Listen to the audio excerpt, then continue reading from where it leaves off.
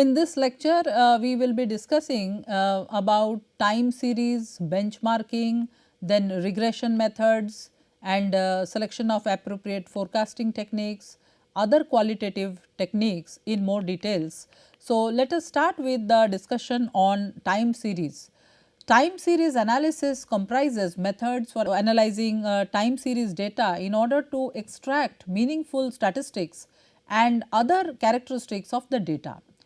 As we have earlier discussed that use of quantitative methods is relevant in decision making, it gives managers an appropriate decision making or it helps them to take decisions more appropriately. So, time series forecasting is also an important quantitative method of data analysis and it is used as a model to predict future values based on previously observed values. It is based on systematic as well as random analysis.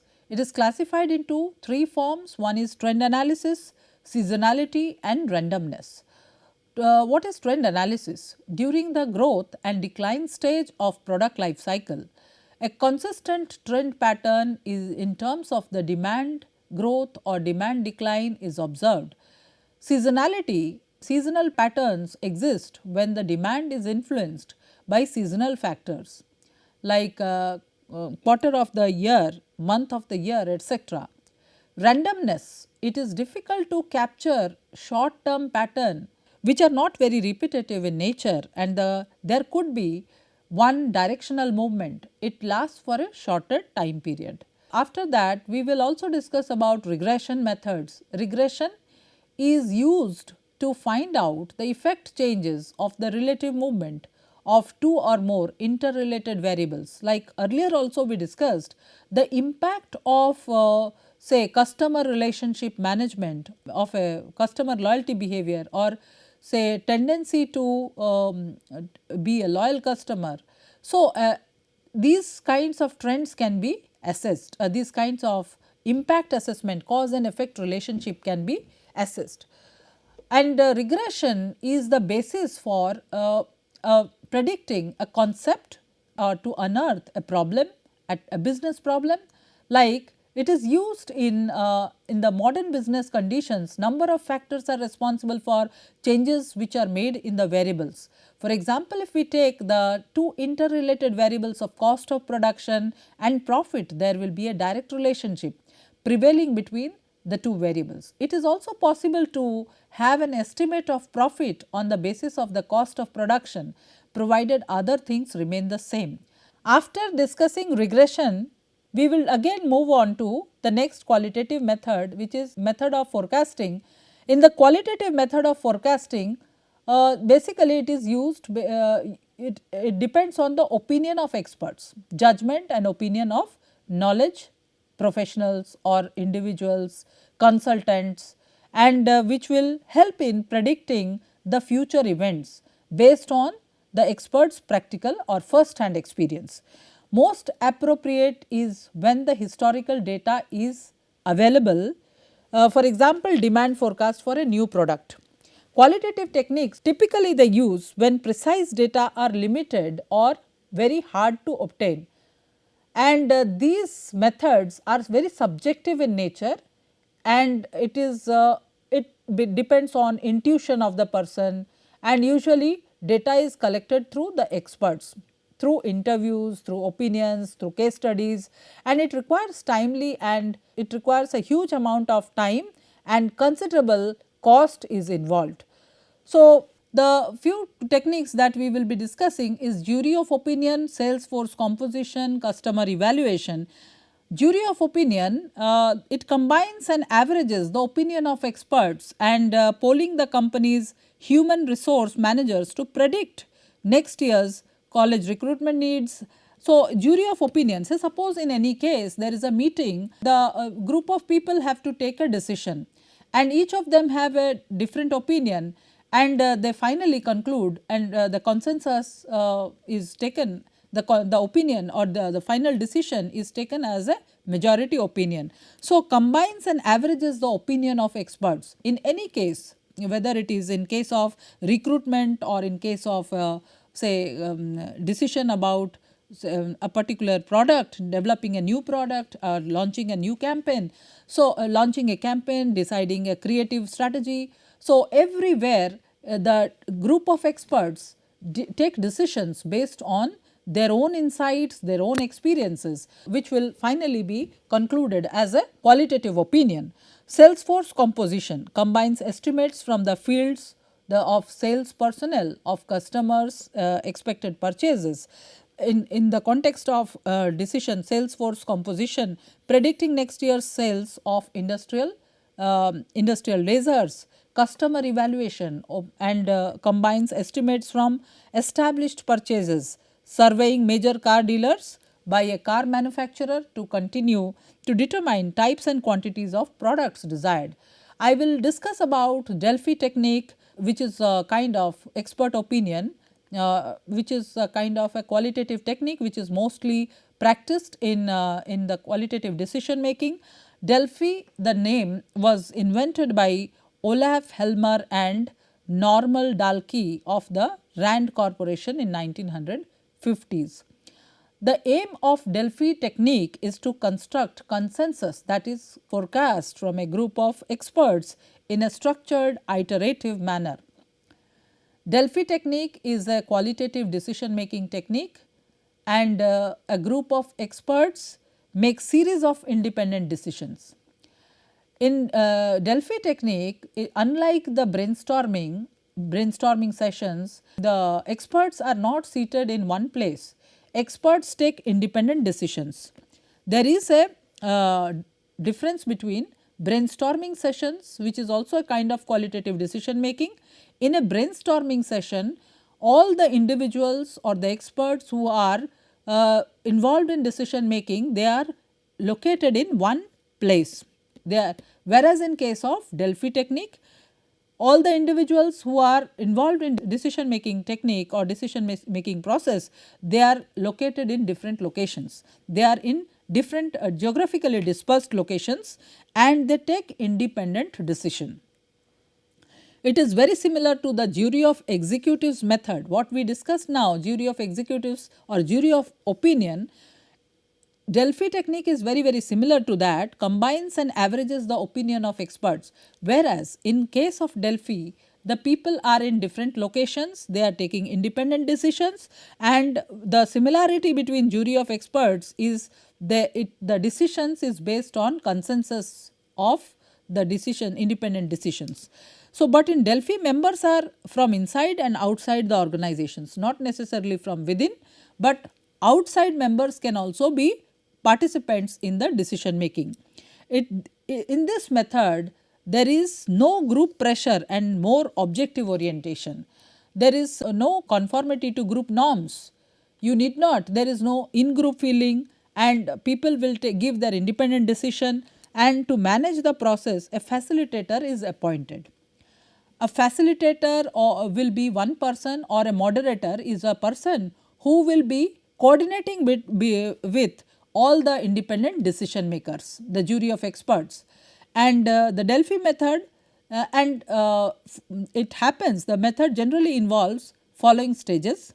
A panel of experts is assembled from inside as well as outside the organization.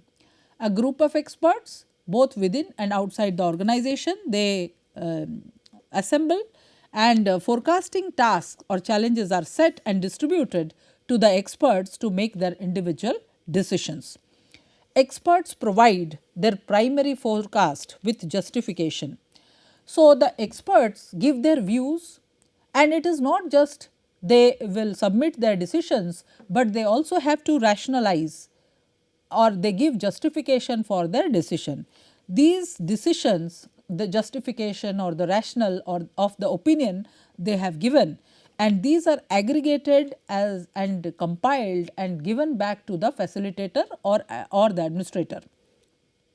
The feedback is provided to the expert, and to review their forecast in light of the feedback and reach a level of consensus among themselves. So, independent members give their views or opinion with justification to the moderator or the facilitator.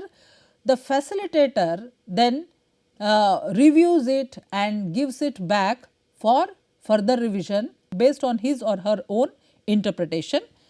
So, finally it is submitted to the independent members again.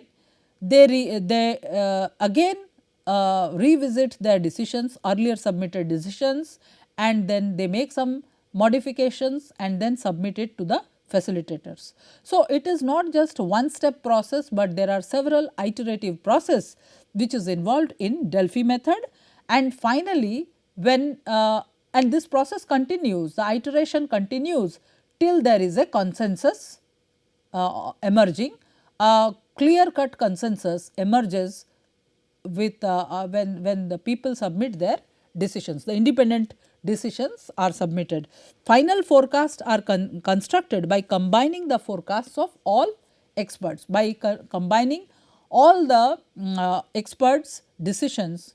So, jury members, they submit the decision in a several iterative step, and finally when there is a clear consensus emerging out of the feedback or the opinion given by the independent experts, then the moderator concludes. So, limitation is it is a time consuming process. It does not happen overnight, but it takes several iterative steps, and the unique quality of this is the jury members are in different locations, they are geographically dispersed locations. Jury of executive opinion, it consists of combining and averaging top management's views about the future events. Organizations form a committee to make forecasts from members of different departments. People from different departments, generally the top management, give their views about the future events. Independent forecasting analysis is performed and then it is sent in written form.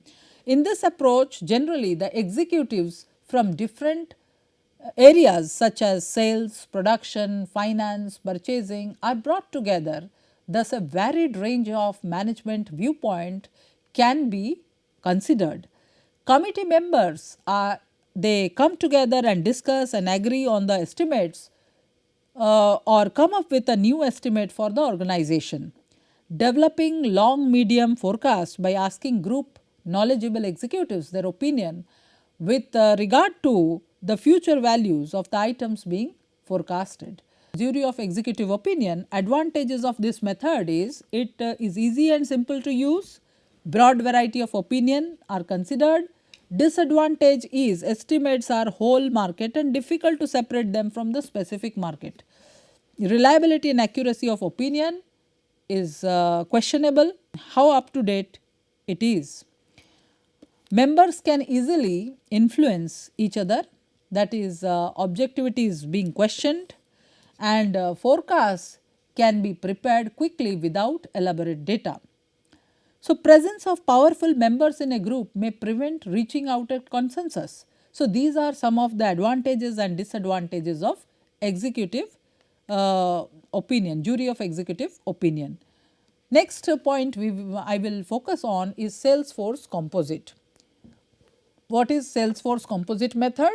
Is a sales forecasting method wherein the sales agent forecasts the sales in their respective territory, which is considered as a branch, region, area, level, after which the aggregate of all of these factors is consolidated to develop an overall company sales forecast.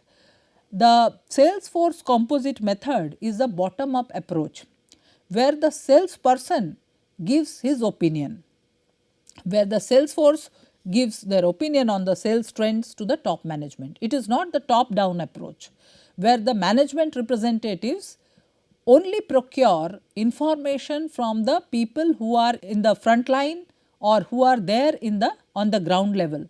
They give the details and based on their opinion the top management takes decision. Since the salesman are the people who are very close to the market, they are the people who are working in the ground level, they are closer to the market, they have a first hand experience and so they can give a more accurate sales prediction. On the basis of their experience, with the direct customers. So, advantage is it is simple and easy to use, and disadvantage is requires more education and training, as it is the sales force or the people who are working on the ground level, they need to be more trained, they require more education and training to take decisions. They only can maybe they have the information or they are directly meeting the people, they are meeting the customers. So, that itself will not suffice their ability to take decisions. So, therefore, expensive, it is expensive in nature, and overestimate and underestimate is a big challenge. So, with this limitation we can also look into some other methods of decision forecasting. Market survey is another qualitative forecast and is the market survey or customer survey method. What is this? Most of the companies carry out market survey about changing customers' trends and their tastes, preferences, their choices.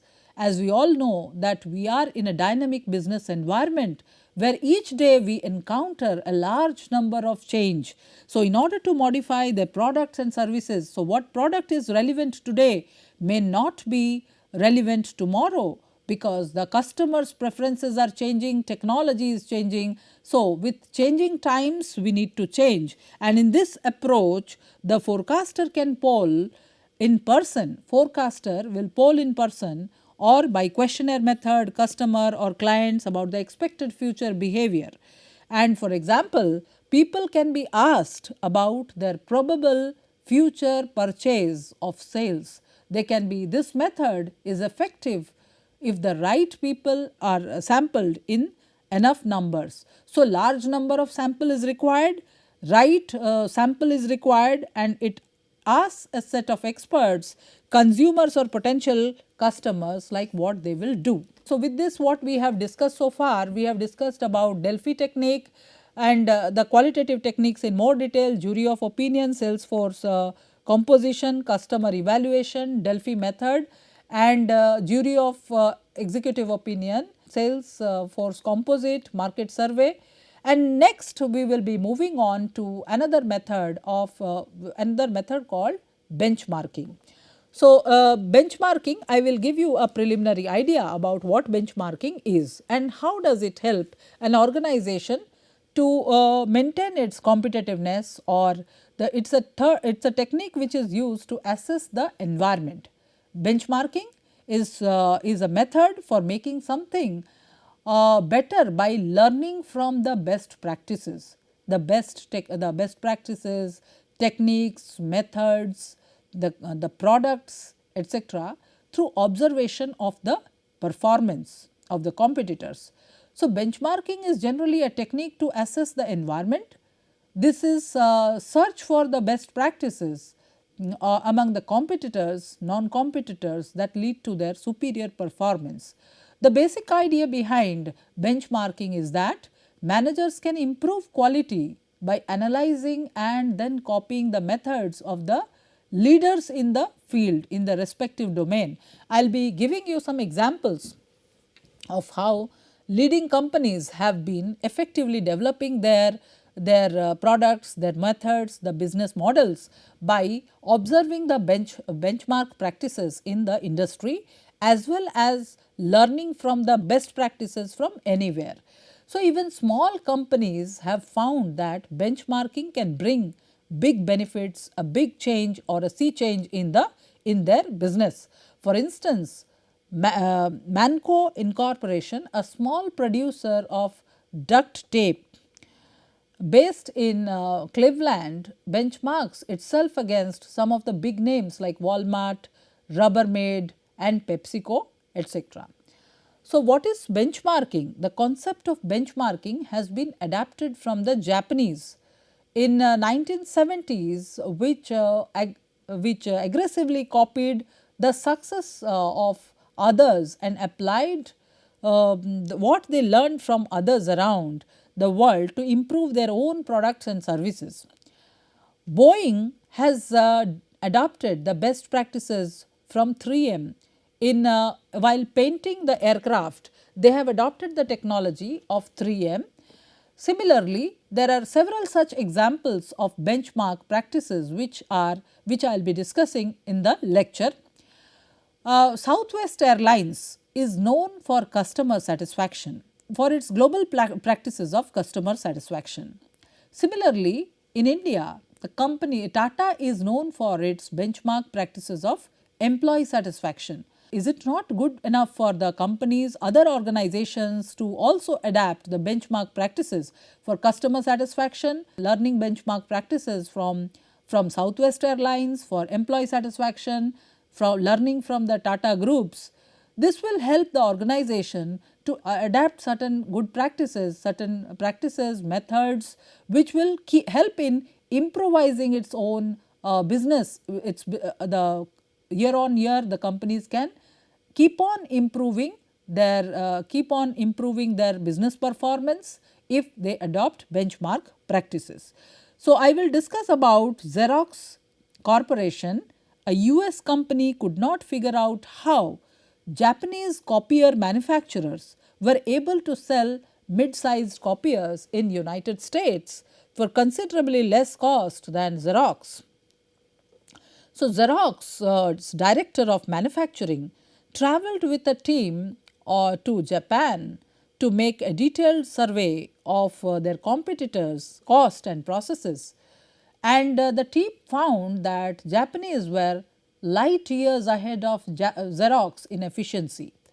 So, Xerox began benchmarking those efficiencies and turning around its performance. Today, companies like AT&T, DuPont, Ford, Kodak use benchmark practices as a standard tool in their quest for improving performance. So, in fact, some companies have chosen some pretty unusual benchmarking partners.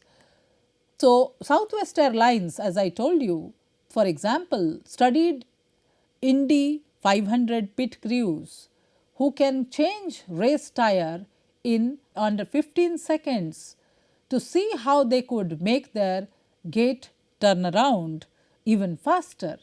IBM studied Las Vegas casinos looking for ways to discourage employees' theft, and Giordano Holdings Limited, a Hong Kong based manufacturer and retailer of mass market casual wear, borrowed its good quality, good values concept from Marks and Spencer, used to benchmark its point of sales computerized information system, and modeled its simplified product offerings on McDonald's menu approach.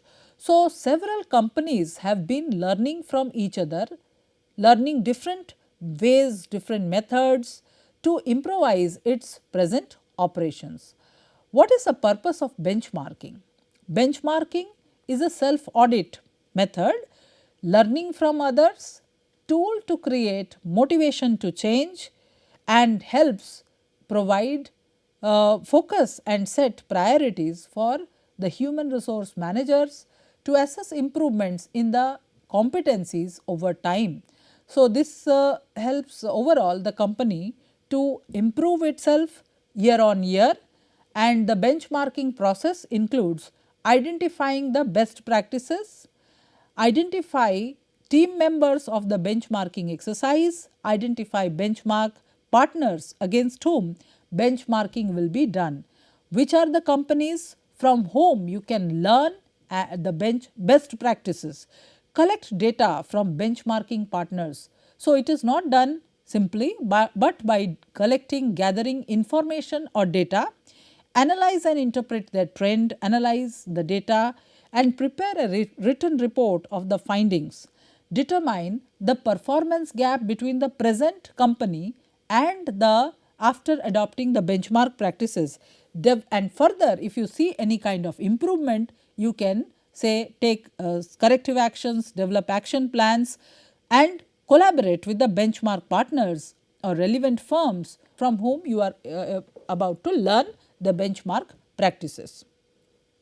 So, steps in benchmarking practices starts from forming a benchmarking planning team. So, there has to be an organization which adopts a benchmark practice should go for a step by step method of adopting or procuring the best practices. There should be a benchmarking team which will identify what is to be benchmarked, whether it is what practices to be benchmarked, whether it is the management practices, the customer satisfaction score, customer satisfaction index, or whether the employee satisfaction score, or the technology to be benchmarked, or say product to be benchmarked, or process to be benchmarked, process benchmarking. So, these are various methods through which you can know whether it is process or the product or the services to be benchmarked. So, there are various ways through which you can benchmark your company's performance, you can procure the best practices, learn the best practices. Comparative organizations. Next is, which are the comparative organizations? Which organizations need to be benchmarked? From whom to learn? Data collection methods. What are the various ways through which you can gather data? And next is gather internal and external data. A company which adopts benchmarking practices need not necessarily survey the other company from where you have to learn the best practices, but there is a need for internal assessment whether the current practices need any revision or you need to necessarily adopt the benchmark practices. Analyze data to identify performance gap. The present performance and after the benchmarking practices have been adopted, is there any kind of change? So, the gap analysis has to be done and then prepare and implement action plan. So, this gives you a complete overview of the various steps in benchmarking. A benchmarking planning team. So, concluding this lecture here, I would like to say that steps which are followed in benchmarking, steps first step includes benchmarking planning team is formed. There is a planning before benchmarking practices are adopted. A benchmarking planning team need to have a group of people who can visualize, who can see the best practices anywhere from any industry, and the team's initial task is to identify what is to be benchmarked, identify comparative organizations. So, the team has immense amount of task to identify the organizations from where you have to learn the best practices and determine various ways of collecting data. The team collects data internally. So, the team, before you learn from the others, they have to also gather data internally on its own work methods and externally from other organizations. The data are to be analyzed to identify the performance gap. So, data collection, data analysis, forming a team are very important, and also analyzing the competitors' intelligence. Identify the performance gap and the reasons for this gap. Reasons for the gap is also reason for the gap in performance is equally important. Then only you can justify the action plan that will result in meeting or exceeding the standards of others is prepared and implemented. So, this will give you a kind of what are the steps in benchmarking and further suggestions for improving the effectiveness of benchmarking. Linking benchmarking efforts to strategic objectives. So, benchmarking can there is benchmarking can the benchmark practices need to be aligned with the strategic objective of the organization. Have the right sized team. What we need to take care is it should be the benchmark practices should have a kind of aligned with business strategy of an organization, that is the business plan of action. For example, what we learnt is cost minimization, the business strategy, if we recall what we learnt earlier, cost minimization strategy, innovation and niche or focused strategy or focus. So, any organization before adopting the benchmark practices, they need to see a kind of alignment with the business strategy. The next one is while forming a team, the team should have a right size between 6 to 8 people effectively, not more than that, and then involve those individuals who will be directly affected by benchmark efforts. Those individuals should also be, because without taking consent of the people who would be affected by the benchmark would again dilute the effectiveness of, or dilute the incorporation or adopting the best practices. So, what we have understood is the focus should be very specific, targeted issues rather than the broad and general ones. If you want to learn the best practices of a particular product, development of a product, innovative designs. So, take that quality improvement. So, Toyota is best known in automobile segment, automobile sector for its quality products. So, if you want to learn the best practices from Toyota, just the quality improvement process need to be benchmarked, and choose benchmarking targets very carefully. Observe protocol when gathering benchmarking information by dealing with the appropriate individuals.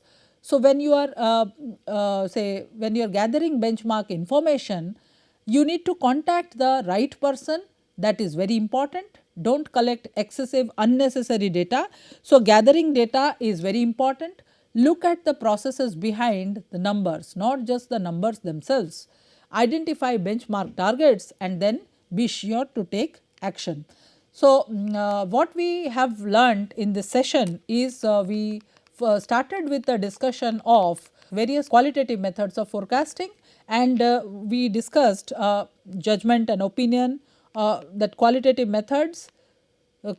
methods basically emphasized on jury of opinion, sales force composition, customer evaluation, Delphi methods, Delphi technique of evaluation, sales force composite, market survey, and then we elaborately we discussed about benchmarking and its impact on organizations' performance. So, we have concluded that benchmarking, there is a benchmarking is a process of self audit to learn from others, learning best practices. It is a process, it will focus on, it helps to assess improvements in continuous improvement over time, and benchmarking process includes, and like forming a benchmarking planning team, identify what is to be benchmarked, how data is to be collected, comparative organizations need to be identified, and then gather internal and external data and identify the gap and prepare and implement an action plan for benchmarking. So, with this I would like to conclude this session. Thank you.